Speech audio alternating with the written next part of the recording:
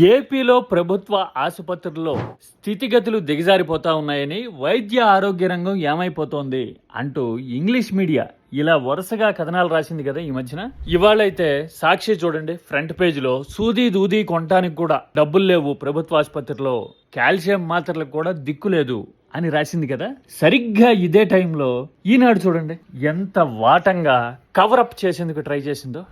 ఏపీలో ప్రభుత్వ ఆసుపత్రులు వైద్య సదుపాయాలు ప్రపంచ స్థాయిలో ఉన్నాయట. మంత్రి సత్యకుమార్ ఆ మాట చెప్పారట.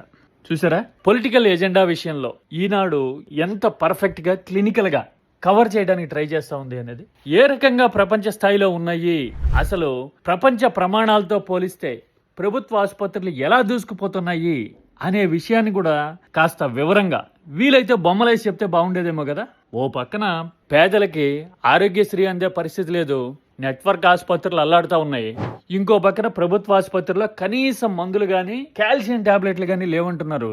మన మంత్రులు ఉప ముఖ్యమంత్రులనేమో ఆపరేషన్లు అవి హైదరాబాద్ లో చేయించుకుంటున్నారు. ఏపీలో వైద్య సదుపాయాలు మాత్రం ప్రపంచ స్థాయిలో ఉన్నాయి అని మంత్రి చెప్తా ఉంటే ఈనాడు ఫ్రంట్ పేజీలో రాసింది. ఎలా చూడాలి?